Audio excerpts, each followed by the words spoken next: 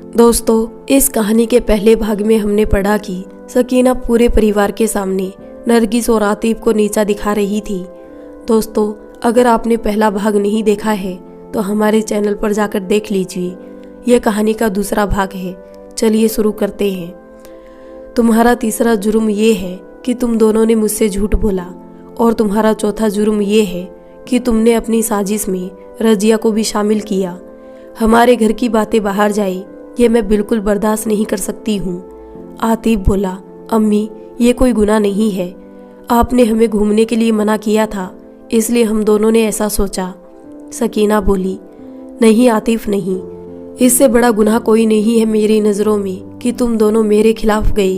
नरगिस बोली, मगर अम्मी, बिल्कुल चुप रहो तुम। अब मैं तुम्हारी आवाज़ भी नहीं सुनना चाहती हूँ। अब तुम दोनों के दिमाग में ये बात आ रही होगी कि मुझे तुम्हारी साजिश के बारे में कैसे मालूम हुआ।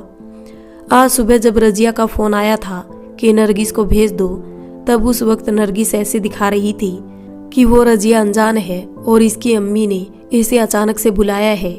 लेकिन जब ये तैयार होने के लिए गई थी, तब मैं भी इसके पीछे इसके कमरे में आई थी। वहाँ मैंने देखा था कि सूटकेस पैक होकर पहले ही रखे थे, और वो भी 2 सूटकेस पैक होकर रखे हुए थे। मुझे उस वक्त तुम दोनों पर शक हो गया था। थोड़ी देर बाद नरगिस के पापा आकर उसे ले गए थे।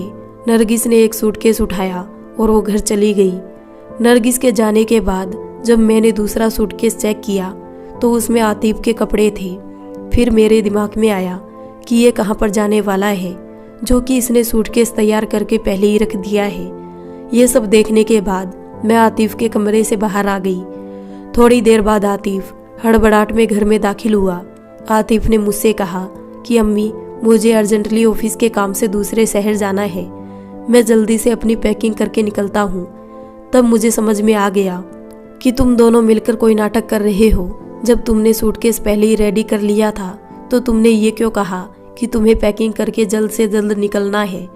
बस तभी मैंने सोच लिया था कि नरगिस के पीहर जाकर मालूम हो जाएगा कि वो वहाँ है या नहीं। आतिफ बोला, अम्मी, हम मानते हैं कि हमने प्लानिंग की थी, मगर आपने ही मजबूर किया था हमें इसके लिए। आपने ही हम पर पाबंदी लगाई। हम मजबूर थे, इसके अलावा कोई दूसरा रास्ता हमारे पास नहीं था। सकीना बोली, नहीं आतिफ, तुम नहीं जानते कि तुमने कितनी बड़ी गलती की है। आज तुम्हारे बड़े भाइयों की शादी हुए काफ़ी अरसा गुजर गया, लेकिन इन्होंने कभी कोई साजिश नहीं की, कभी मेरे खिलाफ नहीं गए। दोनों ही अपनी पत्नियों को लेकर घूमने के लिए कभी नहीं गए। तुम्हें भी हमारे घर की मर्यादा का ख्याल रखना चाहिए था। आतिफ, आज तूने मेरा दिल बहुत दुखाया है। इतना कहकर सकीना गुस्से में अपने कमरे में चली गई। आतिफ और नरगिस अपने कमरे में आ गए। नरगिस बोली, बहुत गलत हुआ ये सब। हम घूमने भी नहीं जा पाए और बदनाम भी हो गए। आतिफ बोला, हाँ, गलत तो बहुत ज़्यादा हुआ है, लेकिन अफसोस करने का कोई मतलब नहीं है अब। सकीना अपने कमरे में गुस्से से बैठी थी। वो मन ही मन सोच रही थी, आतिफ तो मेरा बेटा है। उसकी साजिश में नरगिस भी शामिल थी। नरगिस को नहीं करना चाहिए था ये सब। और तो और रजिया ने भी साथ दिया उनका। मैं आज खुद से वादा करती हूँ कि नरगिस की ज़िंदगी बद से बदतर बना दूंगी। उसकी ये जुर्रत की, उसने मेरे उसूलों के खिलाफ जाकर साजिश रची। अब मैं उसे कहीं का नहीं छोड़ूंगी। जीना हराम कर दूंगी उसका मैं। अगले दिन सुबह आतिफ के ऑफिस जाने के बाद नरगिस रसोई में काम करने के लिए आ गई। सकीना भी रसोई में मौजूद थी। सकीना ने नरगिस की ओर घूरते हुए देखा। नरगिस बोली, क्या हुआ आपको? सकीना बोली, आज अगर तुमने जरा सी भी खराब रोटियां बनाई तो देख लेना कि मैं तुम्हारे साथ क्या करूंगी। नरगिस बोली, ये क्या कह रही हैं आप जानती है कि अभी मैं यहाँ पर रोटी बनाने में परफेक्ट नहीं हुई हूँ। थोड़ी बहुत कमी तो होगी ही। सकीना बोली, नहीं नरगिस, नहीं, गलती की कोई गुंजाइश नहीं है अब। और वैसे भी तुम्हें अपने पीहर से हर काम में परफेक्ट होकर आना चाहिए था। मैं तुम्हारी नौकर नहीं हूँ कि तुम्हें यहाँ खड़े होकर सारे काम करना सिखाऊं। नरगिस बोली, मैंने कब कहा कि आप यहाँ खड़े होकर मुझे काम करना सिखाए? सकीना बोली, तुम मुझसे जुबान मत चलाओ, तुम्हारे लिए अच्छा नहीं होगा। नरगिस बोली, मैंने आपसे जुबान नहीं चलाई है। आप मुझ पर बेमतलब के इल्जाम मत लगाइए। सकीना बोली, अपनी हद में रहो नरगिस, बस मैंने कह दिया है कि खाने बनने में कोई कमी नहीं होनी चाहिए, वरना इसका अंजाम अच्छा नहीं होगा। नरगिस ने आटा गूंथकर रोटियां बनाना शुरू की। सकीना उसके पास खड़ी होकर उसे लगातार घूरे जा रही थी। सारी रोटियां बनने के बाद सकीना ने रोटियों को चेक किया। सकीना बोली, कितनी बकवास लड़की हो तुम, इतना कहने के बाद भी रोटियों में कोई सुधार नहीं है। नरगिस बोली, रोज से तो अच्छी बनी अम्मी। सकीना बोली, ये सारी रोटियां अब तुम ही खाओगी और सब लोगों के लिए दोबारा आटा गूंथकर अच्छी रोटी बनाओ। नरगिस बोली, मगर अम्मी, मैं इतनी सारी रोटियां कैसे खाऊंगी? जितनी खाई जाए आज खा लेना, बाकी कल के लिए बचा कर रखना। जब तक ये रोटियां खत्म नहीं हो जाए तब तक तुम यही रोटी खाओगी। नरगिस बोली, इतनी सारी रोटियां मैं एक हफ्ते में भी खत्म नहीं कर पाऊंगी, तब तक तो रोटियां बासी हो चुकी होगी। सकीना बोली, तो मैं क्या करूं? ये बात तुम्हें रोटी बनाने से पहले सोचना चाहिए था। नरगिस को अपनी सास की बात बहुत बुरी लगी। उसकी आंखों में आंसू बहने लगे, लेकिन वो चुपचाप अपना काम करती रही। खाना बनाने के बाद नरगिस अपने कमरे में जा रही थी कि सकीना ने उसे रोक लिया। ठहरो, कहाँ जा रही हो तुम? नरगिस बोली, खाना बन चुका है इसलिए कमरे में जा रही थी। सकीना बोली, अभी बहुत काम पड़ा है, अभी कमरे में जाने की कोई ज़रूरत नहीं है। क्या काम बाकी है अम्मी? अभी कपड़े धोना बाकी है, पूरे घर का झाड़ू पोछा बाकी है, बर्तन मांजना बाकी है। पहले ये सब काम करो, उसके बाद आगे बताऊंगी। नरगिस बोली, सारा काम मुझे ही करना है क्या? घर में भाभियां भी तो है। सकीना बोली, उनका नाम लेने की तुम्हारी हिम्मत कैसे हुई? मैं जिसको भी काम करने के लिए कहूँगी उसे वो काम करना होगा। नरगिस काम में लग गई। उसने सबके कपड़े धोए, बर्तन मांजे, झाड़ू पोछा किया। ये सब काम करने के बाद नरगिस बहुत थक गई। उसे भूख भी लग रही थी, इसलिए खाना खाने के लिए वो किचन में आई। सकीना किचन में भी आ गई। सकीना बोली, तुम्हारी इतनी हिम्मत कि तुम मुझे पूछे बिना खाना खाने के लिए भी आ गई। नरगिस बोली, मुझे भूख लग रही है अम्मी। सकीना बोली, तुम अभी खाना नहीं खा सकती हो, अभी और भी काम है। नरगिस बोली, आपने जो भी काम बताए थे मैंने वो सारे कर लिए हैं, अब क्या बाकी है? सकीना बोली, अभी कपड़े रखे हैं प्रेस करने के लिए, जाकर प्रेस करो। नरगिस ने अपनी सास की बात मानकर सारे कपड़े प्रेस कर दिए। अब नरगिस को और ज़्यादा भूख लग रही थी। कपड़े प्रेस करने के बाद नरगिस ने अपनी सास को बता दिए। सकीना बोली, ठीक है, तुम अब जाकर खाना खा सकती हो, लेकिन जल्दी से खाना खाकर कमरे से बाहर आ जाना, मुझे तुमसे कई काम करवाने हैं। नरगिस के साथ कई दिनों तक इसी तरह जुल्म होता रहा और वो बर्दाश्त करती रही। उसने अपने अम्मी पापा को इस बारे में कुछ नहीं बताया, क्योंकि वो बेवजह उनको परेशान नहीं करना चाहती थी। धीरे धीरे नरगिस बहुत ज़्यादा दुबली होती गई और वो बीमार रहने लगी। आतिफ को ये सब नज़र आ रहा था, मगर वो भी मजबूर था। लेकिन अब नरगिस की हालत बद से बदतर होती जा रही थी। आतिफ अब और ज़्यादा बर्दाश्त नहीं कर सकता था। उसने अपनी अम्मी से इस बारे में बात करने के बारे में सोचा। वो गुस्से में अपनी अम्मी के कमरे में आया। आतिफ बोला, बस अम्मी बस, जुल्म की भी हद होती है, आपने सारी हदें पार कर दी अब। सकीना बोली, क्या किया मैंने? कौन सा जुल्म किया है तुम दोनों पर? आतिफ बोला, अम्मी मुझ पर नहीं, बल्कि आपने नरगिस पर हद से ज़्यादा जुल्म कर दिया है। उसकी हालत नहीं दिखती आपको, कितनी बीमार रहने लगी है वो। आप खुद एक औरत होकर दूसरी औरत पर जुल्म कैसे कर सकती है? सकीना बोली, अच्छा, मतलब तेरे हिसाब से अगर कोई बहू घर का काम करे तो तेरी नज़र में वो जुल्म करना होता है, फिर तो तेरी दोनों भाभियों पर भी न जाने कितने सालों से जुल्म हो रहा है, तब क्यों नहीं बोला तूने कुछ? आतिफ बोला, आपने उन पर जुल्म नहीं किया था अम्मी, सब मिलकर बांटकर काम करते थे, लेकिन अब आपने पूरा काम नरगिस पर डाल दिया है। वो अकेले कैसे इतने बड़े परिवार का काम कर सकती है? सकीना बोली, तू कौन होता है मुझे बताने वाला? मैं चाहे किसी से भी कुछ भी काम करवाऊं, तुझे औरतों के मामलात में बोलने का कोई हक नहीं है। आतिफ बोला, अम्मी, मैंने उस लड़की से शादी की है, मुझे अपनी पत्नी की फिक्र है। मैं उसे शादी करके लाया था, उसे खरीद कर गुलाम बनाकर नहीं लाया हूँ मैं।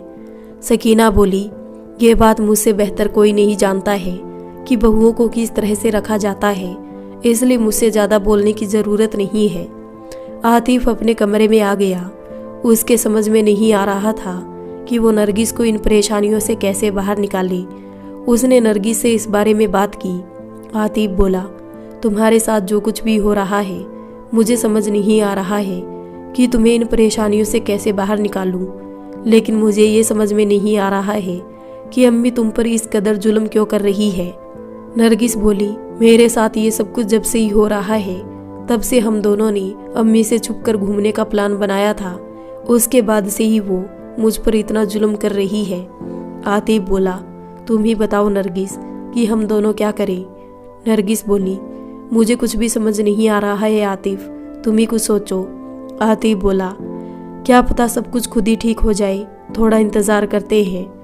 नरगिस बोली, इस चक्कर में अगर हालात बद से बदतर हो गए तो। आतिफ बोला, हालात अगर और ज़्यादा बुरे हुए तो उसके बाद हमें कुछ सोचना होगा। अगले दिन नरगिस रसोई में से खुद के और आतिफ के लिए खाना लेने गई थी। सकीना रसोई में ही खड़ी थी। सकीना नरगिस को देखकर बहुत बुरे तरीके से घूर रही थी। नरगिस बोली, आप मुझे इस तरह से क्यों घूर कर देखती है जब मैं खाना निकालती हूँ। सकीना बोली, क्योंकि तुमको तमीज़ नहीं है खाना निकालने की। नरगिस बोली, आप हर समय तमीज़ ना करती रहा करें। आपकी इस तरह की हरकतों की वजह से घर के सभी सदस्य घुट घुट कर मर रहे हैं। सकीना बोली, मुझे मजबूर मत करो नरगिस कि मैं तुम्हारे लिए और ज़्यादा सख्त हो जाऊं। नरगिस बोली, आप कर भी क्या सकती है इसके अलावा। नरगिस खाना लेकर कमरे में आ गई। आतिफ ने नरगिस से कहा, अभी भी अम्मी तुमसे कुछ कह रही थी। नरगिस बोली, हाँ, वो मुझे देखकर घूर रही थी। आतिफ बोला, पता नहीं क्या प्रॉब्लम है इनकी, घर के बाकी लोग तो गूंगे बहरों की तरह जिंदगी गुजार रहे हैं। नरगिस बोली, चलो अब इन बातों को छोड़ो, पहले खाना खा लेते हैं। नरगिस अपने ऊपर होते हुए हर अत्याचार सहन कर रही थी और आखिर में एक ऐसी खुशखबरी आई जिसका नरगिस और आतिफ को बेसब्री से इंतजार था। आतिफ ऑफिस से घर आया। नरगिस बहुत खुश थी। आतिफ बोला, तुम्हें मैंने बहुत दिनों बाद इस तरह से मुस्कुराते हुए देखा है, बताओ क्या हुआ है। नरगिस बोली, तुम्हारे लिए एक खुशखबरी है। आतिफ बोला, कैसी खुशखबरी। नरगिस बोली, तुम पापा बनने वाले हो। ये सुनते ही आतिफ बहुत ज़्यादा खुश हो गया। उसकी खुशी का ठिकाना नहीं था। खुश होते हुए जल्दी से वो बाजार गया और वहाँ से ढेर सारी मिठाइयाँ लेकर आया। घर आते ही उसने सबका मुंह मीठा कराया। घर के सभी सदस्य ये खबर जानकर खुश थे। आतिफ ने मम्मी को भी मिठाई खिलाई। सकीना ने मिठाई तो खा ली मगर वो बिल्कुल भी खुश नहीं थी। आतिफ और नरगिस ने सकीना का चेहरा पढ़ लिया था कि वो बिल्कुल भी खुश नहीं है। अगले दिन नरगिस रसोई में खाना बना रही थी। आतिफ ऑफिस जा चुका था। सकीना भी रसोई में ही खड़ी थी। नरगिस ने सकीना से पूछा, अम्मी आप मेरे माँ बनने की खबर से बिल्कुल भी खुश नहीं लग रही है। सकीना बोली, तुम्हारे माँ बनने की खबर से मैं क्यों खुश हो जाऊं। नरगिस बोली, आप भी तो दादी बनोगी, आपको इस बात की खुशी नहीं है। सकीना बोली, मेरे पहले से 2 बहुएं और हैं, मैं दादी पहले से ही बन चुकी हूँ। ये मेरे लिए कोई नई बात नहीं है जिसकी वजह से मैं खुश हो जाऊं। नरगिस बोली, लेकिन फिर भी थोड़ी खुशी तो आपको होनी ही चाहिए थी। सकीना बोली, मेरी बात कान खोलकर सुन लो, मुझे तुम्हारी माँ बनने की खबर से कोई मतलब नहीं है।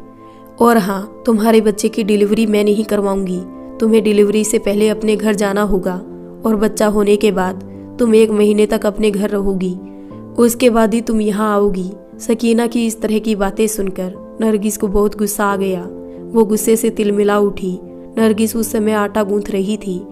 उसने आटा गूंथना बीच में ही रोक दिया और अपने हाथ धोने लगी। सकीना बोली, तुम आटा क्यों नहीं गूंथ रही हो। नरगिस बोली, आज के बाद मैं आपकी बात कभी नहीं मानूंगी। मुझे नहीं पता था कि आपकी सोच इतनी ज़्यादा घटिया है। मुझे लगा था कि आप थोड़ी नाराज है, इस वजह से मेरे साथ ऐसा बर्ताव कर रही है, मगर अब पता चला कि आपकी सोच बहुत घटिया है। आप खुद एक औरत होकर दूसरी औरत के बारे में इतनी घटिया सोच रखती है। शर्म आती है मुझे अपनी किस्मत पर कि आप जैसी औरत मेरी सास है। सकीना बोली, तुम अब हद से आगे बढ़ रही हो नरगिस। नरगिस बोली, नहीं अम्मी नहीं, हद से आगे तो आप बढ़ चुकी है। आपको जरा भी एहसास नहीं है कि आपने अभी कितनी बड़ी बात बोल दी। जो बच्चा अभी इस दुनिया में आया ही नहीं है, आपने उसके बारे में इतना घटिया सोचना शुरू भी कर दिया। आप औरत के नाम पर कलंक है। सकीना बोली, अपनी बकवास बंद करो तुम। बकवास तो आप अपनी बंद कीजिए, बहुत सुन चुकी हूँ मैं। सकीना ने गुस्से में आकर आतिफ को फ़ोन किया। हेलो अम्मी, तो अभी की अभी घर आ आतिफ। क्या बात हो गई अम्मी? तेरी पत्नी नरगिस ने मुझसे जुबान चलाई है, तो घर आकर उसकी खबर ले।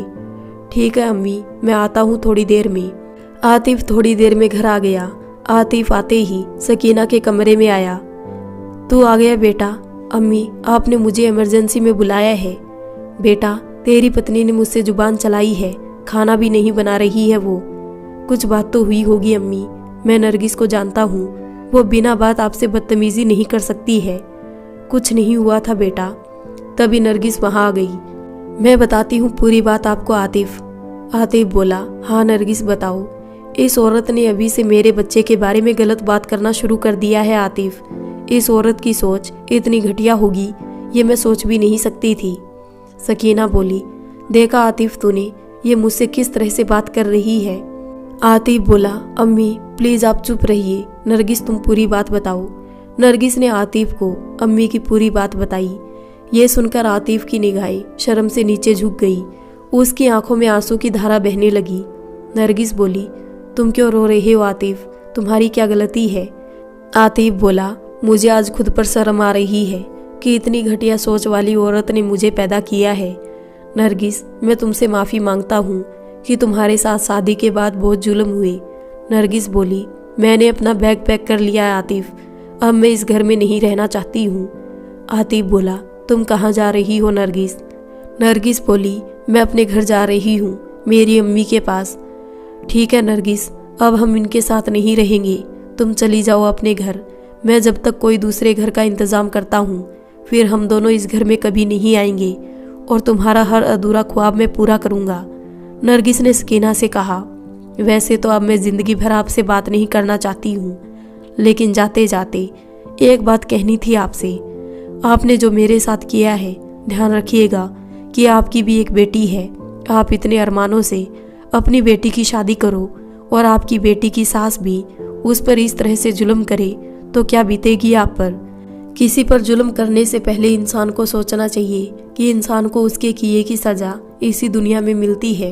ऊपर वाला आपको इस बात का एहसास जरूर करवाएगा कि आपने कितना गलत किया मेरे साथ। इतना कहकर नरगिस वहाँ से चली गई। आतिफ भी उसे छोड़ने के लिए उसके साथ चला गया। सकीना को अब भी जरा सा भी पछतावा नहीं था कि उसने क्या जुर्म किया है। नरगिस अपनी अम्मी के घर आ गई। नरगिस ने अम्मी को सब कुछ बता दिया कि इन 6 महीनों में उस पर किस कदर जुल्म हुआ है। उसके पापा को इस बात का बहुत दुख था कि वो अपनी बेटी के लिए एक अच्छा रिश्ता नहीं ढूंढ पाए, लेकिन नरगिस ने उन्हें समझाया कि किस्मत के आगे किसी की भी नहीं चलती है। 2-3 दिन बाद आतिफ ने नया घर ले लिया। आतिफ और नरगिस उस घर में रहने लगे। अब नरगिस को लग रहा था कि उनकी खुशियों को किसी की नज़र नहीं लगेगी। 4-5 महीने बाद नरगिस ने एक सुंदर सी लड़की को जन्म दिया। आतिफ और नरगिस लड़की के पैदा होने पर बहुत खुश हुए। नरगिस के अम्मी पापा नाना नानी बनकर बहुत खुश थे। नरगिस की ज़िंदगी में अब खुशियाँ ही खुशियाँ थी। उसने और आतिफ ने जो ख्वाब देखे थे वो सब अब धीरे धीरे पूरे हो रहे थे। सकीना अपनी बेटी इनायत के लिए रिश्ता ढूंढ रही थी। कई सारे रिश्ते रिजेक्ट करने के बाद सकीना को नरगिस के लिए एक रिश्ता पसंद आ गया। हर माँ की तरह सकीना को भी अपनी इकलौती बेटी की शादी को लेकर कई अरमान थे। सकीना ने नरगिस को कह दिया था कि शादी में सारे काम उनकी बेटी की ही मर्जी से होंगे। इनायत अपनी शादी को लेकर बहुत खुश थी। इनायत ने अपनी पसंद का एक लहंगा भी खरीदा जो कि बहुत ज़्यादा हैवी था। सकीना सोच रही थी कि वो अपने बेटे आतिफ को इस शादी में बुलाए या नहीं।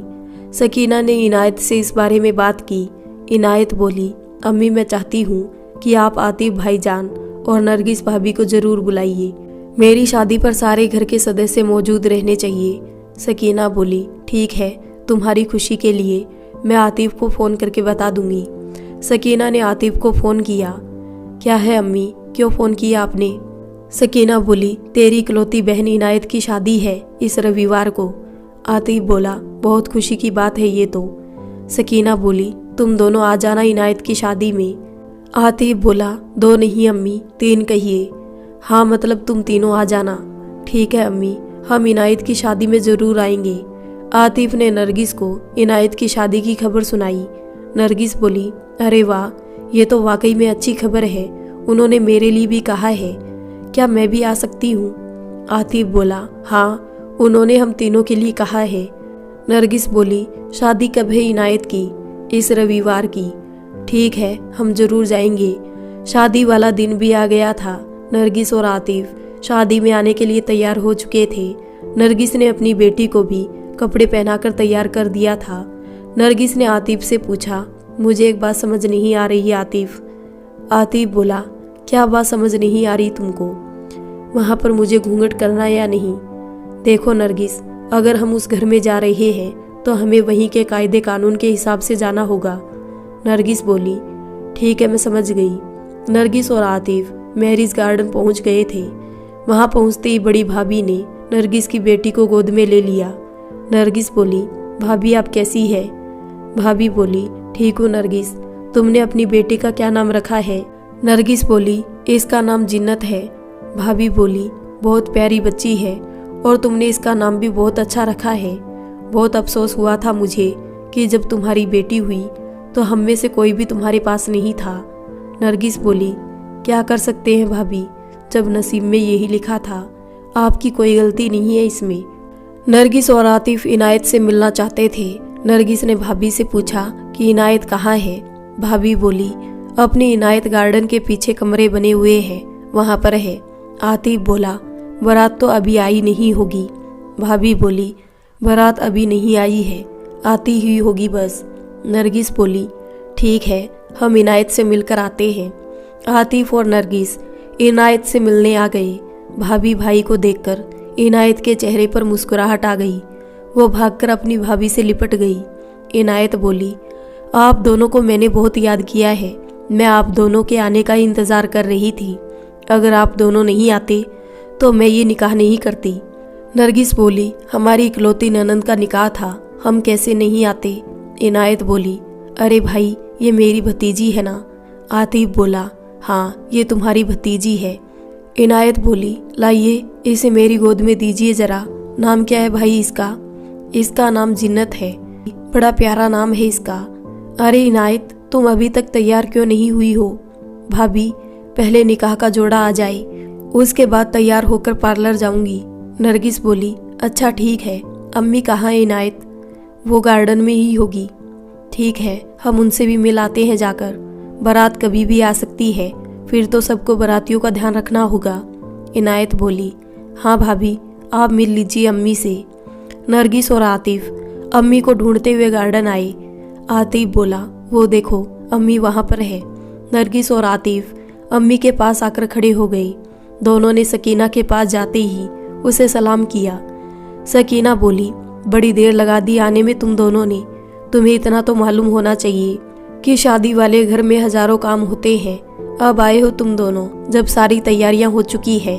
आतिफ बोला, अम्मी हमने सोचा था अगर हम जल्दी आ गए तो आप कहीं हमें देखकर नाराज तो नहीं हो जाओगी, इसलिए हम देर से आए। इतनी देर में बारात आ गई। सब लोग बारातियों के स्वागत में लग गए। थोड़ी देर में इनायत के ससुराल वाले निकाह का जोड़ा लेकर उसके पास आए। ससुराल वाले बोले, थोड़ी देर में निकाह होने वाला है, आइए हम आपको तैयार कर देते हैं। इनायत बोली, आप लोग मुझे जोड़ा दे दीजिए, मैं पार्लर में रेडी होने चली जाऊंगी। ससुराल वाले बोले, ये क्या कह रही हो तुम? हमारे यहाँ पार्लर नहीं जाते हैं, हमारी बहुएं मिलकर तुम्हें तैयार करेगी।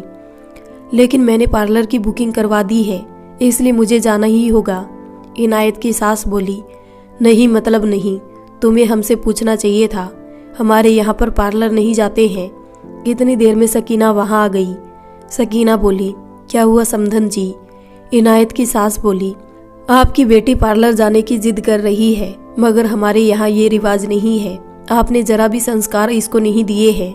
सकीना बोली, पार्लर तो आजकल सभी लड़कियां जाती है, आप क्यों मना कर रही है? इनायत की सास बोली, लेकिन हमारे यहाँ पर नहीं जाते हैं। सकीना बोली, ठीक है, आप जैसा कह रही है वैसा ही होगा। सकीना ने इनायत को वहीं पर तैयार होने के लिए कहा। इनायत की आंखों में आंसू बहने लगे। सकीना को बहुत बुरा लग रहा था कि उसकी बेटी इस तरह से रो रही है, लेकिन उसके ससुराल वालों की वजह से सकीना वहां से चली गई। उसकी आंखों के सामने 1.5 साल पहले का वही नज़ारा घूम रहा था, जब नरगिस पार्लर जाने वाली थी मगर सकीना ने उसे मना कर दिया था। थोड़ी देर में इनायत का निकाह हो गया, फिर थोड़ी देर में उसकी विदाई भी हो गई। नरगिस और आतिफ मैरिज गार्डन से घर आ गई। इनायत अपने ससुराल पहुंच गई। इनायत के निकाह को 3-4 दिन गुजर गए थे। आज इनायत की खाना बनाने की रस्म होने वाली थी। उसकी सास कमरे में आई। सास बोली, तुम अभी तक रसोई में नहीं आई हो, तुम्हें पता है ना कि आज से तुम्हें खाना बनाना है। इनायत बोली, मगर अम्मी अभी तो दोपहर के 3 बजे हैं। सास बोली, हाँ तो बनाते बनाते 8 बज जाएंगे तुमको। इनायत बोली, ऐसा क्या बनाना है अम्मी जिसको बनाते बनाते इतने घंटे लग जाएंगे। सास बोली, आज तुम पहली बार खाना बना रही हो, इसलिए सबसे पहले तुम्हें खीर बनानी होगी, फिर सब्जी, बिरयानी, रोटी, सलाद ये सब बनाना है, उसके बाद समोसे भी बनाने हैं। इनायत बोली, एक दिन में इतनी सारी चीज़ें बनानी है।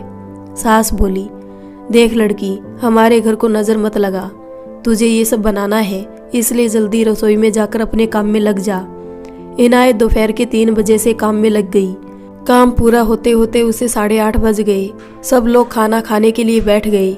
इनायत ने सबको खाना निकाल कर दिया, लेकिन इनायत के हाथ से बनी सब चीज़ों में नमक थोड़ा ज़्यादा हो गया था। सास ने गुस्से से इनायत की तरफ देखा। इनायत बोली, क्या हुआ अम्मी, अच्छा नहीं बना क्या? यह खाने लायक नहीं बल्कि फेंकने लायक है, इसमें तुमने इतना सारा नमक क्यों डाल दिया है? इनायत बोली, नहीं अम्मी, खाना बनाने के बाद मैंने चेक किया था, खाना बिल्कुल सही था, उस वक्त नमक ज़्यादा नहीं था। सास बोली, मुझसे जुबान चलाने की ज़रूरत नहीं है, अपनी हद में रहा कर। इनायत को बहुत बुरा लग रहा था कि उसने इतनी मेहनत से खाना बनाया और उसकी सास को पसंद भी नहीं आया। इनायत बिना खाना खाए सो गई। अगले दिन इनायत का पति आकिब ऑफिस जाने के लिए तैयार हो रहा था। इनायत ने उससे कहा, आज हम मूवी देखने के लिए जाने वाले थे ना? आकिब बोला, ठीक है, मैं शाम को जल्दी आ जाऊंगा, फिर चलते हैं। ठीक है। इनायत ने आज खाना थोड़ा जल्दी बनाकर रख दिया। खाना खाने के बाद इनायत तैयार हो गई। आकिब शाम को जल्दी घर आ गया। इनायत ने अपनी सास को जाकर बताया कि वो आकिब के साथ घूमने जा रही है। ये सुनकर इनायत की सास गुस्सा हो गई। सास बोली, हमारे यहाँ पर औरतें घर में रहती है, आदमियों के साथ घूमने फिरने बाहर नहीं जाती है। घर में रहकर घर के काम ठीक से करना सीखो, घूमना फिरना गया भाड़ में। इनायत बोली, जाने दीजिए ना अम्मी प्लीज। सास बोली, मना कर दिया ना, फिर तुम्हारी समझ में क्यों नहीं आता है? इनायत रोती हुई अपने कमरे में आ गई। उसने अपनी अम्मी सकीना को फोन किया। सकीना बोली, हेलो बेटा, क्या हाल चाल है तुम्हारे? इनायत बोली, अम्मी मैं ठीक नहीं हूँ, मुझे यहाँ पर बिल्कुल भी अच्छा नहीं लग रहा है। सकीना बोली, तुझे परेशान होने की कोई ज़रूरत नहीं है, मैं अभी आकर तेरी सास की खबर लेती हूँ। उसकी ये हिम्मत कि वो मेरी बेटी के ऊपर जुल्म करे।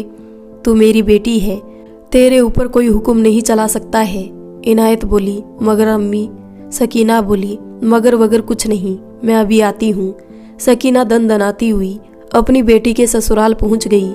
सकीना ने तेज आवाज में इनायत की सास को आवाज लगाई। सकीना बोली, समदन जी बाहर निकलिए। इनायत की सास बोली, अरे सकीना जी, आप इस तरह से क्यों चीख रही है? सकीना बोली, पहले आप ये बताइए कि मेरी बेटी पर जुल्म करने की आपकी हिम्मत कैसे हुई? आप उस पर जुल्म नहीं कर सकती है, शादी करके लाई है आप उसे। मेरी बेटी गुलाम नहीं है जो आप उसके साथ ऐसा बर्ताव कर रही है। इनायत की सास बोली, मैंने आपकी बेटी के साथ कौन सा गलत बर्ताव किया है? घर का काम करवाया है, वो तो हर बहू को करना होता है। सकीना बोली, मेरी बेटी घूमने जाने वाली थी और आपने उसे जाने से मना कर दिया। इनायत की सास बोली, इसमें क्या गलत है? हमारे यहाँ पर बहुएं अपने पति के साथ अकेले नहीं जाती है, आपके घर में भी तो यही रीति रिवाज चलते हैं, फिर आपको बुरा क्यों लग रहा है? सकीना बोली, लेकिन मैंने अपनी बेटी को बहुत नखरों से पाला है। इनायत की सास बोली, हर माँ अपनी बेटी को बहुत नखरों से पालती है, लेकिन आपकी बेटी इस घर की बहू बन चुकी है, इसलिए आपको बोलने का कोई हक नहीं है। अब इनायत वही करेगी जो मैं कहूँगी, और अगर ज़्यादा ही अपनी बेटी की ज़िंदगी में अपनी चलाने की कोशिश की तो ले जाइए इसे अपने साथ और अपने घर में रखिए। इतनी देर में इनायत वहाँ आ गई। इनायत बोली, प्लीज़ अम्मी, आप चली जाइए यहाँ से। सकीना बोली, मगर बेटा तुम पर जुल्म हो रहा है। इनायत बोली, नहीं अम्मी नहीं, आपकी बेटी को आपके किए की सज़ा मिल रही है। आपने भी अपनी बहुओं पर इसी तरह से रोब झाड़ा है, तो फिर मेरी सास मेरे साथ ऐसा क्यों ना करे। हर माँ को दुख होता है जब उनकी बेटी तकलीफ में होती है। जब आप नरगिस भाभी पर जुल्म करती थी तब उनकी अम्मी को भी बुरा लगता होगा, जैसे कि आज आपको लग रहा है। ये सुनकर सकीना रोती हुई वहां से भाग गई। घर आने के बाद सकीना ने खुद को कमरे में लॉक कर लिया और अंदर बैठकर जोर जोर से रोने लगी। उसको अपनी बहू पर किए हुए एक एक जुल्म याद आ रहे थे। उसको नरगिस की दी हुई वही बद्दुआ याद आ रही थी जो उसने जाते हुए दी थी कि आपके भी एक बेटी है, वो भी किसी के घर की बहू बनेगी। आज नरगिस और आतिफ की बेटी जिन्नत का जन्मदिन था।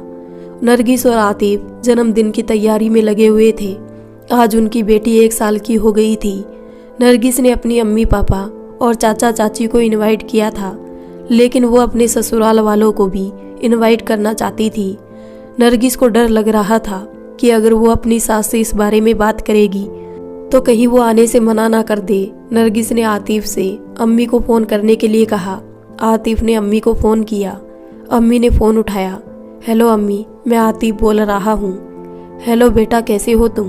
मैं ठीक हूँ अम्मी, मगर आपकी आवाज़ को क्या हुआ है? कुछ नहीं, बहू कैसी है? अम्मी आप बात करोगी नरगिस से? हाँ, बात करवा दे मेरी बहू से। आतिफ ने फ़ोन नरगिस को दिया। नरगिस बोली, क्या हुआ, तुम ही बात कर लो ना। अरे अम्मी तुमसे बात करना चाहती है।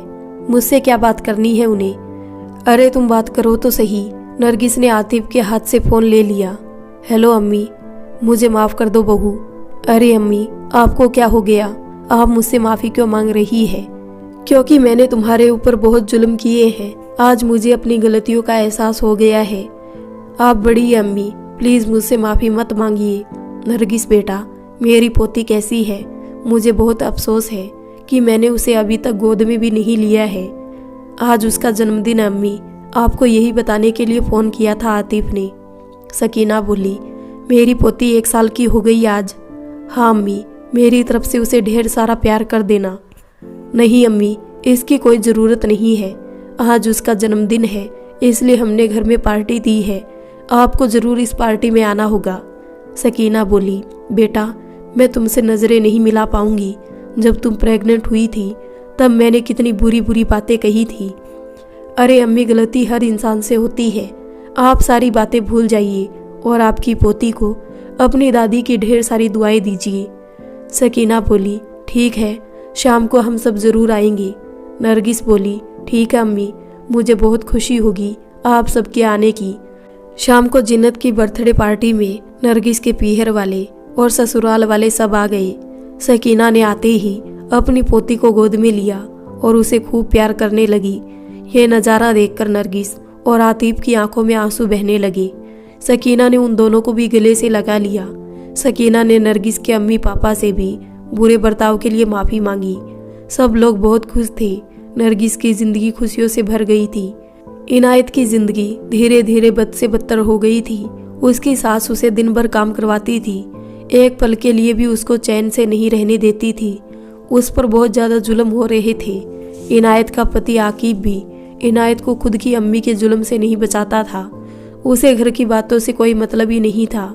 इनायत के सब्र का बांध धीरे धीरे टूट रहा था। उसे कुछ समझ नहीं आ रहा था कि वो क्या करे। फिर एक दिन इनायत ने खाना बनाकर अपने पति और सास को दिया। सास ने एक निवाला खाते ही पूरा कटोरा उठाकर फेंक दिया। इनायत बोली, ऐसा क्यों किया आपने अम्मी? ये खाना नहीं बल्कि जहर है, जहर। इनायत बोली, क्या कमी रह गई इसमें अम्मी? तुम खाने में नमक मिर्ची इतनी ज़्यादा क्यों डालती हो? तुम्हारी अम्मी ने तुम्हें खाना बनाना नहीं सिखाया क्या? इनायत बोली, आप मेरी अम्मी के बारे में क्यों कह रही है? सास बोली, देखा आकिब तूने, कितनी दुबान दराज लड़की है ये। तूने ही सिर पर चढ़ाकर रखा है इसे, समझाता क्यों नहीं इसे? ये सुनते ही आकिब गुस्से से खड़ा हो गया। उसने इनायत के मुंह पर तमाचा जड़ दिया। इनायत की आंखों से आंसू बहने लगे। इनायत ने अपना बैग पैक किया और अपनी अम्मी के यहाँ आ गई। इनायत को इस तरह अकेले आता हुआ देखकर घर के सब लोग चौंक गए। सकीना बोली, क्या हुआ बेटा, तुम इस तरह से अचानक कैसे आ गई और तुम रो क्यों रही हो? इनायत ने रोते रोते अपनी मम्मी को पूरी बात बताई। सकीना के कुछ समझ में नहीं आ रहा था कि वो क्या करे। सकीना ने बड़ी मुश्किल से इनायत के लिए छोटा परिवार ढूंढा था, मगर वहाँ भी इनायत खुश नहीं रह पाई। सकीना अंदर से बिल्कुल टूट चुकी थी। सकीना ने आतिफ और नरगिस को फ़ोन करके पूरी बात बताई। नरगिस बोली, वो होते कौन है इनायत पर इस कदर जुल्म करने वाले? एक पति होकर उन्हें शर्म आनी चाहिए अपनी पत्नी पर हाथ उठाते हुए। सकीना बोली, आगे क्या करना है? नरगिस बोली, हम लोग घर आ रहे हैं, फिर बात करते हैं। नरगिस और आतिफ वहाँ पहुँच गए। इनायत नरगिस के गले लगकर खूब रोई। नरगिस बोली, तुम्हें रोने की ज़रूरत नहीं है इनायत, हम सब हैं तुम्हारे साथ, सब ठीक हो जाएगा। सकीना ने आतिफ और नरगिस से कहा, अब तुम दोनों ही कोई रास्ता बताओ। नरगिस बोली, अम्मी, सबसे पहले तो हमें आकिब को यहाँ बुलाकर समझाना होगा, फिर बाद में देखते हैं क्या करना है। सकीना बोली, लेकिन दामाद जी को फ़ोन कौन करेगा? नरगिस ने आतिफ से कहा, आकिब को तुम फ़ोन करोगे। आतिफ बोला, लेकिन मैं उसे क्या कहूँगा फ़ोन पर? नरगिस बोली, तुम आकिब से कहना कि तुम उससे मिलना चाहते हो और आकिब को अपने घर पर बुलाकर बात कर लेंगे। आतिफ बोला, बात यहाँ बुलाकर भी तो कर सकते हैं। नरगिस बोली, नहीं, ये ठीक नहीं होगा, वो यहाँ आने में झिझकेगा।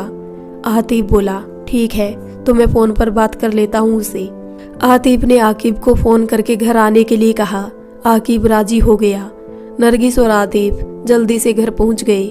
नरगिस ने आकिब के लिए अच्छे अच्छे पकवान बना लिए। थोड़ी देर में आकिब उनके घर आ गया। नरगिस और आतिफ ने उनका स्वागत किया। आतिफ ने उसे हॉल में बिठा दिया। नरगिस आकिब के लिए पानी लेकर आई। आकिब बोला, आप दोनों इनायत के भाई भाभी हैं, आपको तो उसने सब कुछ बता दिया होगा। नरगिस बोली, सब कुछ का तो पता नहीं, लेकिन उसने हमें बताया कि तुमने उस पर हाथ उठाया। आकिब बोला, मैं इस चीज़ के लिए बहुत शर्मिंदा हुआ था, लेकिन अब शायद बहुत देर हो गई है। इनायत मेरा फ़ोन भी नहीं उठा रही है। नरगिस बोली, नहीं, बहुत देर नहीं हुई है।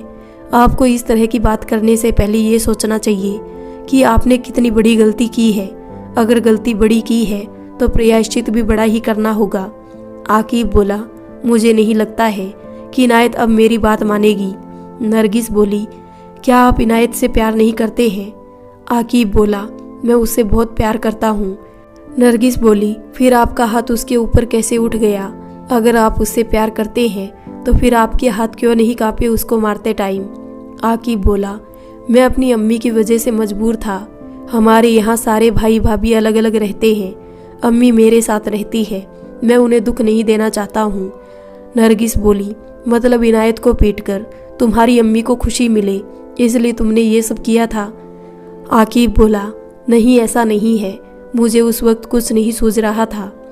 आतिफ बोला, देखो आकिब, एक लड़की अपना घर परिवार छोड़कर आंख बंद करके तुम पर भरोसा करके तुम्हारे घर आई है, तो इसका मतलब ये नहीं है कि तुम उसके साथ किसी भी तरह का बर्ताव कर सकते हो। तुम्हें अपनी अम्मी और इनायत दोनों को ही समझाना होगा। नरगिस बोली, तुमने इनायत पर क्यों हाथ उठाया था आकिब? आकिब बोला, अम्मी कह रही थी कि खाने में नमक मिर्च ज़्यादा है। नरगिस बोली, क्या वाकई में खाने में नमक मिर्च ज़्यादा था? आकिब बोला, नहीं, खाने में कोई कमी नहीं थी।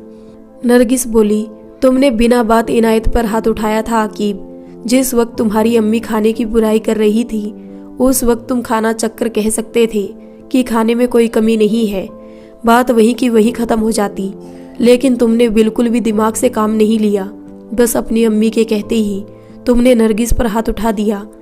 आकिब बोला, मुझे मेरी गलती का एहसास है, मगर मैं क्या कर सकता हूँ? इनायत मेरा फ़ोन नहीं उठा रही है। नरगिस बोली, चलो खाना खा लो, खाना खाते खाते बात करते हैं। आकिब बोला, नहीं भाभी, मुझे भूख नहीं है। नरगिस बोली, खाना तो तुम्हें खाना ही पड़ेगा, अगर ऐसे भूखे रहे तो इनायत को कैसे मना पाओगे? तुम तो ऐसे बीमार पड़ जाओगे। आकिब बोला, भाभी आप ही बताइए कि मैं उसे कैसे मनाऊं? पहले खाना खा लो, उसके बाद बताऊंगी। आकिब ने नरगिस के कहने पर खाना खा लिया। खाना खाते ही नरगिस ने इनायत को फ़ोन किया। इनायत ने फ़ोन उठाया। हेलो भाभी। इनायत, तुम जल्दी से जल्दी हमारे घर आ जाओ। क्यों भाभी?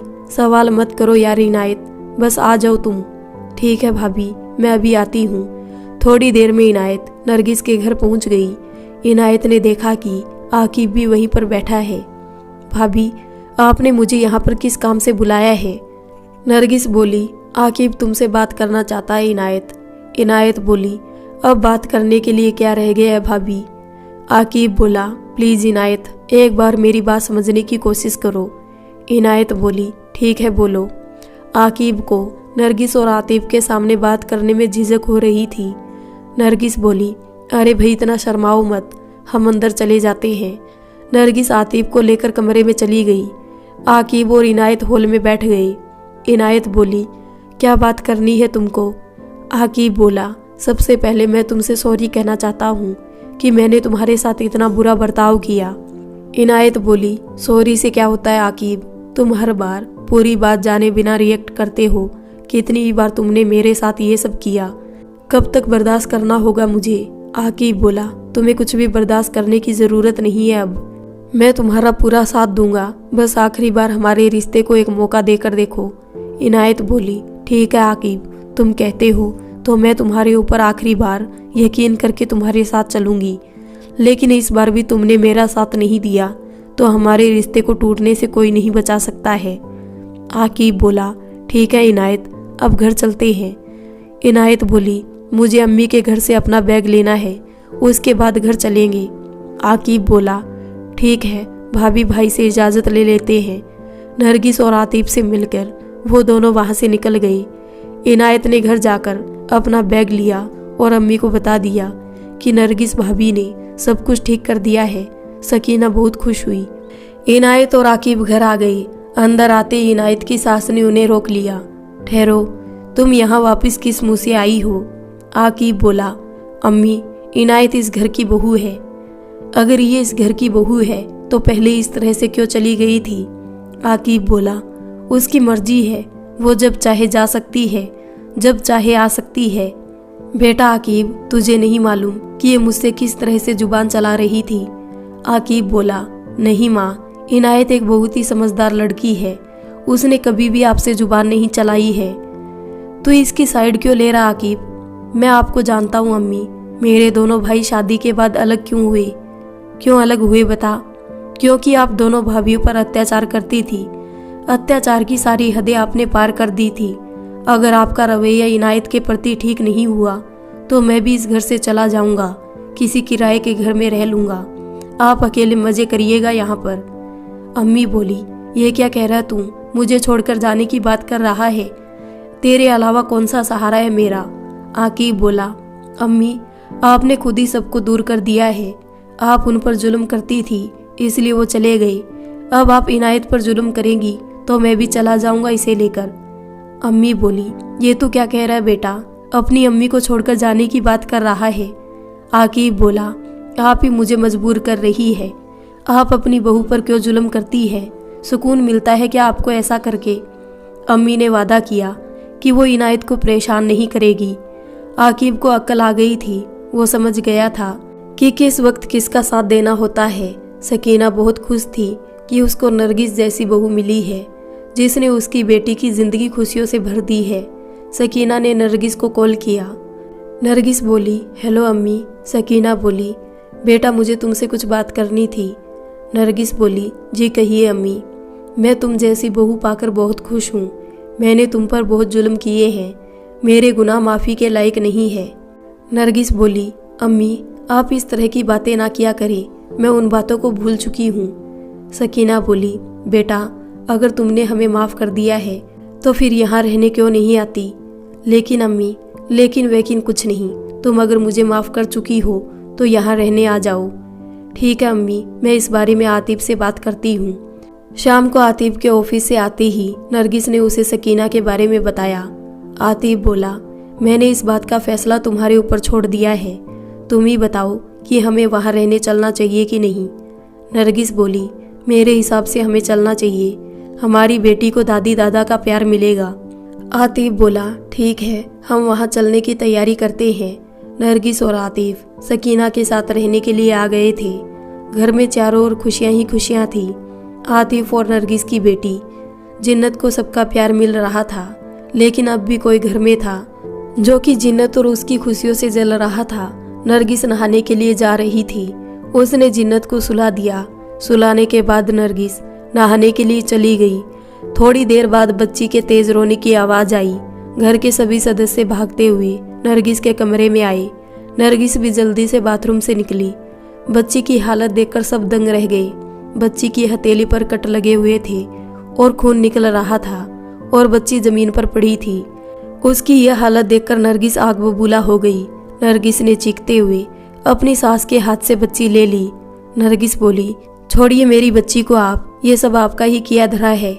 आपने हमें इसी वजह से यहाँ बुलाया है कि आप मेरी बच्ची पर जुल्म करके अपना गुस्सा उतार सको। मुझे लगा था कि आप सुधर गई है, मगर मैं गलत थी। आप जैसी औरत कभी सुधर नहीं सकती। आप पर भरोसा नहीं करना चाहिए था मुझे। सकीना बोली, बेटा मेरा यकीन करो, मैंने कुछ नहीं किया है। तुम मुझ पर ऐसे इल्जाम मत लगाओ।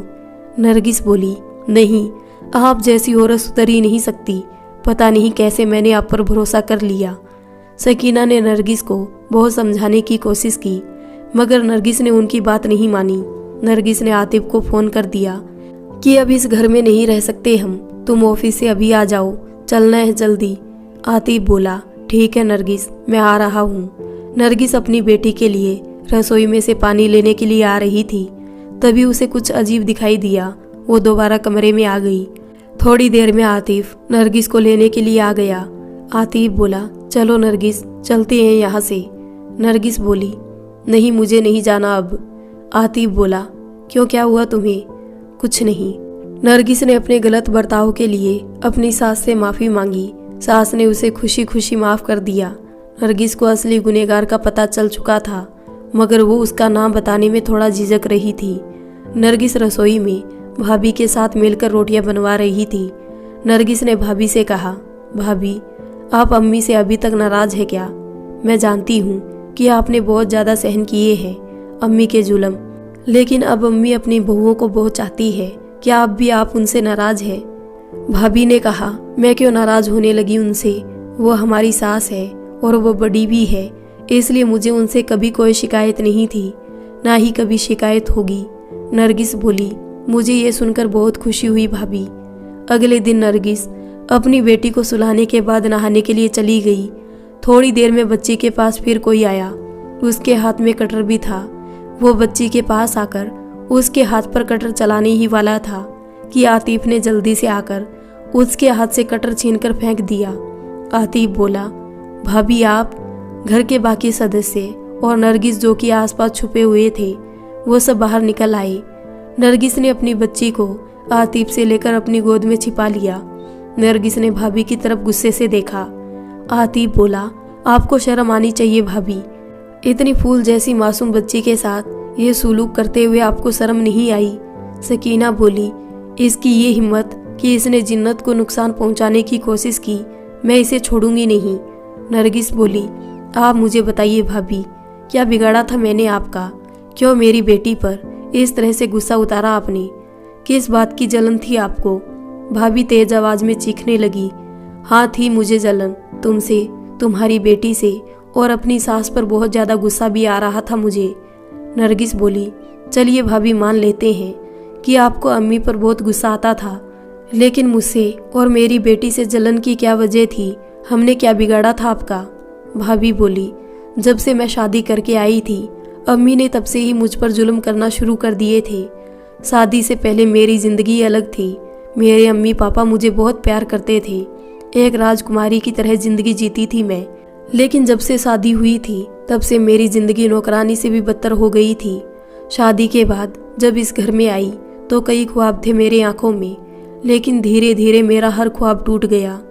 मुझे घर पर देर तक सोने की आदत थी। शादी के अगले दिन जब मैं देर तक सोती रही तो अम्मी ने मेरा हाथ गर्म पानी में डाल दिया। पूरा हाथ जल गया था मेरा।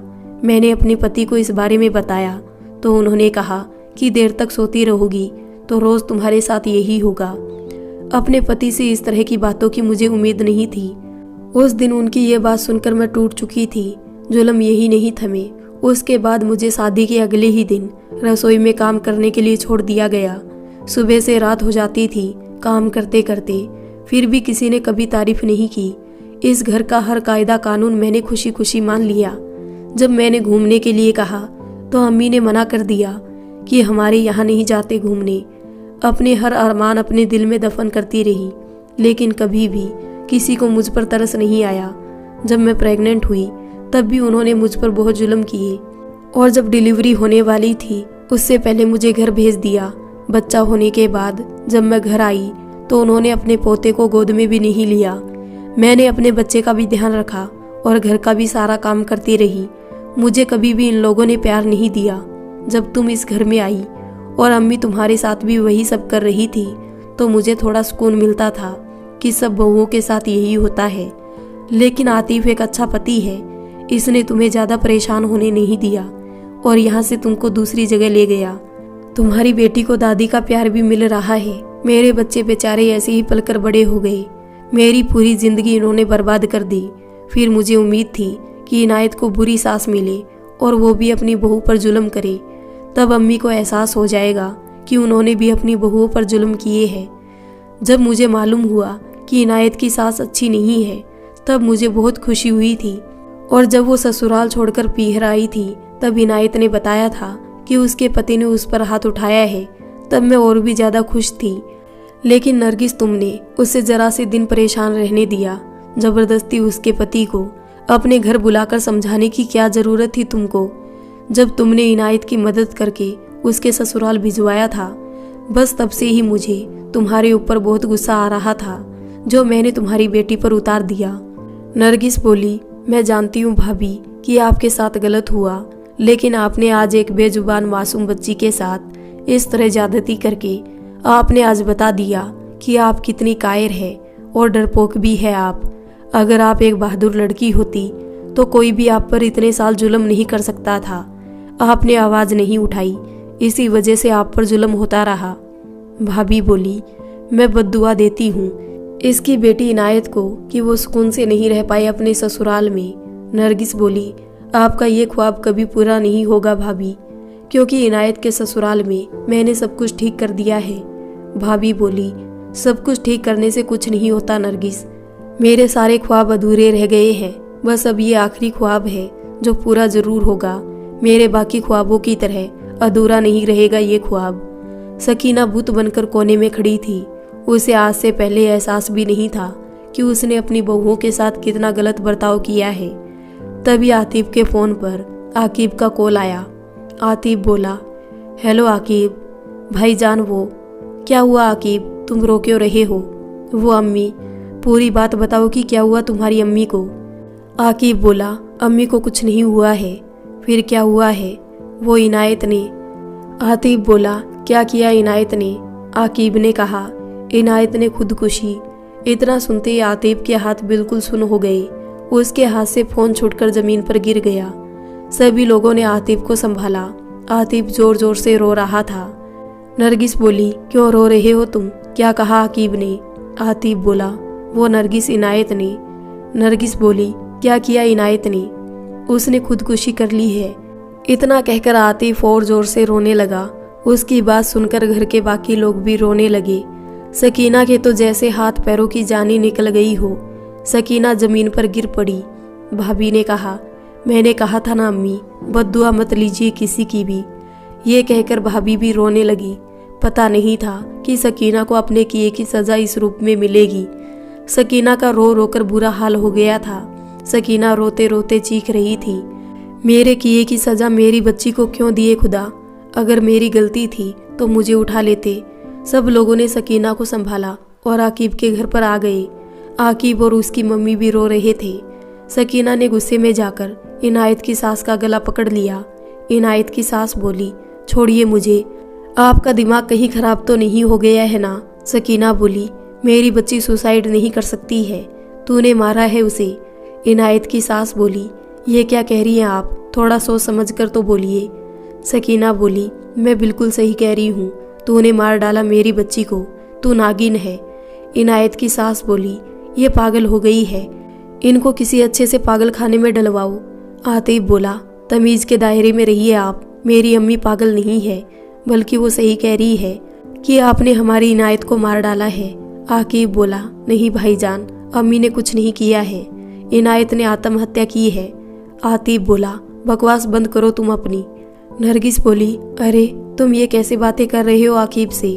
आतिफ बोला, तुम्हें कुछ पता नहीं है नरगिस, मुझे तो यही लगता है कि इन दोनों माँ बेटों ने मिलकर ही नरगिस को मारा है। आकिब बोला, क्या बकवास कर रहे हो तुम। बकवास नहीं, यही सच है। नरगिस बोली, ठीक है, हम नरगिस का पोस्टमार्टम करवाएंगे। पुलिस इन्वेस्टिगेशन के बाद ही मालूम चलेगा कि इनायत के साथ क्या हुआ था। आकिब बोला, आपको क्या लगता है कि हमने पुलिस नहीं बुलवाई होगी? जब हमने सुबह उठकर देखा कि इनायत ने सुसाइड कर ली है, उसके बाद सबसे पहले हमने पुलिस को फोन किया था। इनायत का पोस्टमार्टम भी हो चुका है, रिपोर्ट आती ही आप लोगों को भी तसल्ली हो जाएगी कि उसने सुसाइड ही किया था। सकीना बोली, हमें ज़्यादा कानून समझाने की ज़रूरत नहीं है, तुम चाहे कोई भी पोस्टमार्टम रिपोर्ट सामने ले आओ, मगर मैं कभी नहीं मान सकती कि मेरी इनायत ने सुसाइड किया है। इनायत की सास बोली, आपके मानने या ना मानने से हमें कोई फर्क नहीं पड़ता है, जो सच है वो सच ही रहेगा। और वैसे भी आपका दिल एक माँ का दिल है, कोई भी माँ अपने बच्चे के बारे में नहीं सोच सकती है कि उसने परेशान होकर सुसाइड किया है। नरगिस बोली, आप लोगों को उसके सुसाइड करने की वजह मालूम है क्या? आकिब बोला, वजह तो मालूम नहीं, लेकिन कुछ दिन से वो परेशान थी बहुत। मैंने कई बार उसकी परेशानी की वजह पूछनी चाहिए, मगर वो हमेशा टाल देती थी। नरगिस बोली, लेकिन मेरी उससे जितनी भी बार बात हुई थी तब वो बहुत खुश होकर बात करती थी, उस वक्त तो वो परेशान नहीं लगती थी। आकिब बोला, एक लड़की अपने पीहर वालों और ससुराल वालों से बहुत कुछ छुपाती है। एक झूठी मुस्कुराहट अपने चेहरे पर रखना एक लड़की सीख जाती है। नरगिस बोली, लेकिन ये सब कुछ इतना अचानक हुआ कि समझ ही नहीं आ रहा है कि ये सच है। इनायत की सास बोली, यकीन तो करना ही होगा, कई घटनाएं अचानक ही घटित होती है। सकीना रोते रोते बेहोश हो गई थी, इसलिए उन्होंने वहीं पर डॉक्टर को बुला लिया। थोड़ी देर में डॉक्टर वहां पहुंच गया। डॉक्टर ने सकीना के एक इंजेक्शन लगा दिया। सकीना को होश आ गया। होश में आते ही सकीना ने डॉक्टर का पांव पकड़ लिया। डॉक्टर ने कहा, अरे आप मेरा पांव छोड़िए, ये क्या कर रही है आप? सकीना बोली, डॉक्टर साहब, मेरी बेटी ने सुसाइड नहीं किया है, इन लोगों ने मारा है इसे। डॉक्टर बोला, यह आप क्या कह रही है? इनायत की सास बोली, अरे ये पागल हो गई है और कुछ नहीं। नरगिस बोली, मेरी सास पागल नहीं है। सकीना जी बोली, डॉक्टर साहब, आप मेरी बच्ची को चेक कीजिए, क्या पता ठीक हो जाए ये। सकीना डॉक्टर का हाथ पकड़कर इनायत के पास ले गई। इनायत के चेहरे पर से सकीना ने चादर हटा दी। सकीना बोली, डॉक्टर साहब चेक कर लो एक बार, क्या पता मेरी बच्ची ठीक हो जाए। डॉक्टर ने इनायत के गले पर कुछ निशान देखे। उन्हें देखने के बाद डॉक्टर ने कहा, यह सुसाइड नहीं है, बल्कि किसी ने इनको गला दबाकर मारा है। इनके गले पर उंगलियों के निशान अलग ही दिख रहे हैं और गला दबाने से पहले इनकी पिटाई भी की गई है। हर जगह चोट के निशान दिख रहे हैं। सकीना बोली, मैंने कहा था ना कि मेरी बच्ची को इन लोगों ने मारा है। क्या बिगाड़ा था उस मासूम बच्ची ने तुम्हारा? क्या गलती थी उसकी जो तुमने उस पर ज्यादती की? आकिब बोला, हमने मारा नहीं है उसको, यह डॉक्टर झूठा है। आतिफ गुस्से में आकिब के पास आकर खड़ा हो गया और उसको जोर से चांटा मारा। चांटा पड़ते ही आकिब गुस्से में तिलमिला उठा। आतिफ बोला, बता क्यों मारा तूने मेरी बहन को? अगर नहीं बताया तो यहीं पर खड़े खड़े जान से मार दूंगा तुझे। आकिब बोला, हाँ ये सच है कि मैंने इनायत को मारा है। ये सुनते ही सकीना भागकर आकिब के पास आई और उसको पीटने लगी। सकीना बोली, बता दरिंदे, तूने क्यों मेरी बेटी को मारा? तेरे ये हाथ कांपे नहीं उसका गला दबाते वक्त? आकिब बोला, मेरे पास उसे मारने के सिवा कोई दूसरा रास्ता नहीं बचा था। आतिफ बोला, क्या कहना चाहते हो तुम? आकिब बोला, वो मेरा राज जान गई थी। कौन सा राज? आकिब बोला, इनायत से पहले मेरी एक पत्नी और एक बेटा है, इसके बारे में वो जान गई थी। सकीना बोली, तुमने इतना बड़ा धोखा दिया हमें, शादीशुदा होकर मेरी बेटी की जिंदगी क्यों बर्बाद कर दी तूने? आकिब बोला, मैं इनायत से शादी नहीं करना चाहता था। अम्मी ने दहेज और पैसों के लालच में मेरी दूसरी शादी करवा दी, क्योंकि पहली पत्नी से मैंने लव मैरिज की थी। मैं उसे बहुत प्यार करता हूँ। अम्मी ने मेरी दूसरी शादी इनायत से करवाई। इसकी दो कारण थी, पहली वजह पैसा, दूसरी वजह उन्हें काम करने के लिए फरी की नौकरानी भी चाहिए थी, क्योंकि मैं अपनी पहली पत्नी से घर का काम नहीं करवाता था, क्योंकि मैं उसे बहुत प्यार करता हूँ और उसे काम करते हुए नहीं देख सकता। नरगिस ने कहा, तुमने अपने फायदे के लिए इनायत का इस्तेमाल किया। शर्म आनी चाहिए तुम जैसे लोगों को। इतने लाड प्यार से पली हुई मेरी ननंद से तुमने घर का काम करवाने के लिए शादी की। इनायत की सास बोली, आपकी बेटी को मैंने नहीं मारा है, आकिब ने ही किया है सब कुछ।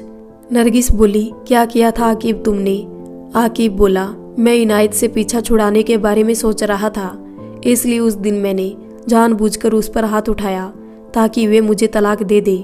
इनायत यहाँ से चली गई थी। मुझे बहुत खुशी थी कि वो चली गई है, अब मेरे पास कभी नहीं आएगी। लेकिन फिर अम्मी ने बताया कि वो लोग पावरफुल है। तलाक करवाने के बाद वो लोग इनायत के लिए हर महीने पैसे की डिमांड करेंगे और इनायत माँ भी बनने वाली थी और उसका खर्चा भी आकिब को ही देना होता। मेरे दिमाग में अम्मी की बात आ गई और मैं इनायत को मनाकर घर ले आया। उसका विश्वास जीतने के लिए मैंने आते ही उसकी हिमायत लेते हुए अम्मी को डांट दिया। इनायत को मुझ पर भरोसा हो गया कि मैं उसे प्यार करता हूँ। उसके बाद मैं रोजाना घर देर से आता था।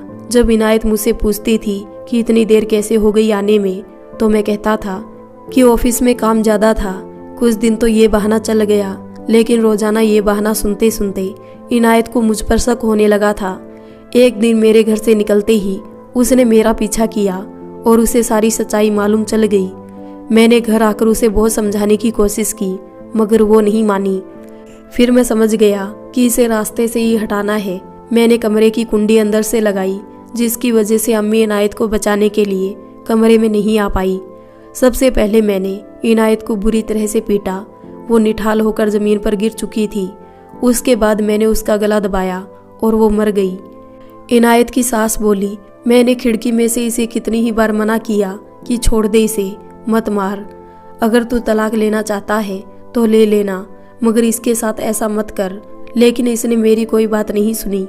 जब ये इनायत को पीट रहा था तब वो चीख चीख कर कह रही थी कि मुझे अम्मी के पास जाने दो, नरगिस भाभी मुझे बचाइए, और पता नहीं क्या क्या कह रही थी इनायत। लेकिन मेरे बेटे ने उस पर जरा सा भी रहम नहीं किया, उसे इतने बुरे तरीके से पीटता रहा। इनायत ने अपने फ़ोन से आतिफ को फ़ोन करने की भी कोशिश की थी, मगर आकिब ने उसका फ़ोन छीनकर तोड़ दिया। वो मरना नहीं चाहती थी। बचने के लिए हर मुमकिन कोशिश की उसने, मगर वो अपनी कोशिश में नाकामयाब हुई। ये बातें सुनकर सब लोग रोने लगे। सकीना दहाड़े मार मार कर रोने लगी। आतिफ ने पुलिस को फ़ोन कर दिया था। थोड़ी देर में पुलिस वहाँ आ गई। पुलिस ने आकिब को गिरफ्तार कर लिया और इनायत की सास को भी धोखाधड़ी करने के लिए जेल जाना पड़ा। उसने अपने बेटे की दूसरी शादी की थी और अपनी बहू पर अत्याचार किए थे। गुनाहगारों को उनके किए की सज़ा मिलेगी, लेकिन इनायत दोबारा लौट कर नहीं आ सकती। इनायत की अम्मी ने अपनी बहुओं पर जो भी अत्याचार किए थे, उन सब की बद्दुआ इनायत को लग गई। उसे तड़फा तड़फा कर मारा गया। कहते हैं कि माँ बाप को कभी भी किसी के साथ नाइंसाफ़ी नहीं करनी चाहिए, क्योंकि उनका किया उनके बच्चों के आगे आता है। इनायत की कोई गलती नहीं थी, बस उसकी किस्मत खराब थी कि उसने सकीना जैसी औरत की कोख से जन्म लिया था। सकीना ने अपनी बेटी को बहुत नाजों से पाला था, मगर अफसोस कि शादी के बाद सब कुछ बदल गया। सकीना की बहुओं की जिंदगी तो खुशियों से भर गई है, मगर उसकी खुद की बेटी को शादी के बाद इतनी बुरी जिंदगी मिली कि कुछ दिन बाद ही उसे इस तरह से तड़फा कर मारा गया। कहते हैं कि जिस औरत का पति अच्छा हो तो चाहे कितनी भी परेशानी हो, वो औरत हर परेशानी का सामना कर सकती है। अपने हमसफर के साथ मिलकर हर परेशानी का रास्ता ढूंढ सकती है। लेकिन हमसफर अगर आकिब जैसा हो तो औरत की जिंदगी बद से बदतर हो जाती है। माँ बाप को अपनी बेटी की शादी बहुत सोच समझ कर करनी चाहिए। अगर कोई अच्छा रिश्ता ना मिले तो शादी भले ही देर से कर दीजिए, मगर जल्दबाजी में शादी करने का नतीजा यह हो सकता है कि आपकी बेटी की जिंदगी बर्बाद हो जाए। आतिफ और नरगिस ने सोच लिया था कि अपनी बेटी की शादी वो बहुत सोच समझ कर करेंगे, क्योंकि एक जरा सा गलत फैसला किसी की पूरी जिंदगी बर्बाद करने के लिए काफ़ी होता है। नरगिस ने सोच लिया था कि उसकी बेटी की सास ना तो सकीना जैसी होगी और ना ही इनायत की सास जैसी, और नरगिस चाहती है कि उसकी बेटी को भी आतिफ जैसा शोहर मिले। वैसे तो कहते हैं कि सब कुछ नसीबों के ही हाथों में होता है कि क्या होने वाला है, लेकिन इंसान को भी कुछ कोशिश करनी चाहिए। सकीना की बहुएं अपना हर अधूरा ख्वाब पूरा कर रही है, लेकिन सकीना को अफसोस है इस बात का कि उसकी बेटी के सारे ख्वाब अधूरे रह गए। लाल जोड़ा पहनने के कुछ दिन बाद ही उसे सफ़ेद चादर में दुनिया से अलविदा कहना पड़ा। तो दोस्तों, आपको ये कहानी कैसी लगी? अगर अच्छी लगी हो तो वीडियो को लाइक कर दे और कमेंट करके ज़रूर बताइए।